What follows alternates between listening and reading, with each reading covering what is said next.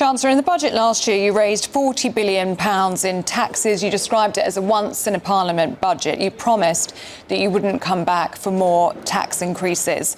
You've broken that promise, haven't you? Because you've come back this year for £26 billion in taxes. The tax burden now the highest it's been in modern history. So when you made those promises not to raise taxes again, were you being naive or were you not being honest?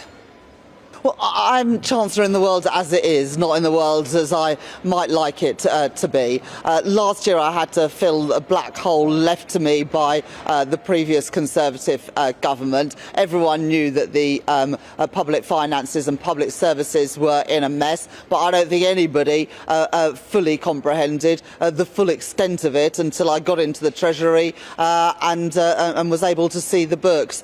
This year the OBR have decided to do a review of UK productivity over the last 14 years, and they point to a number of things, including the pandemic and Brexit and frankly the chaos of the last few years under the Tories, and they've made their revisions. But I'm going to beat those forecasts. I've beaten them this year, I'll beat them again. But in the meantime, I've got to live within those forecasts, because we saw what happened when the previous government under Liz Truss lost control of the public finances.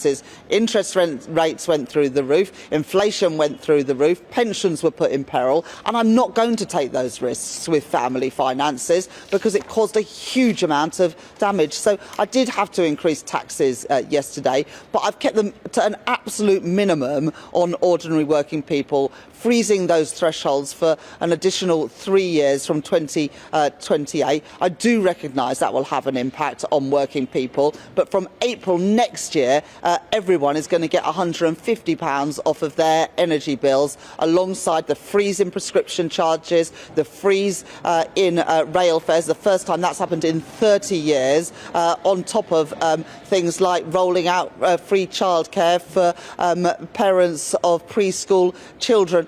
All of those things will help people with the cost of living. And of course, as well, yesterday I was able to announce a substantial increase in the basic state pension and the new state pension. The new state pension going up by £575 a year from April next year. So more money in people's pockets, whether those are working families or indeed pensioners.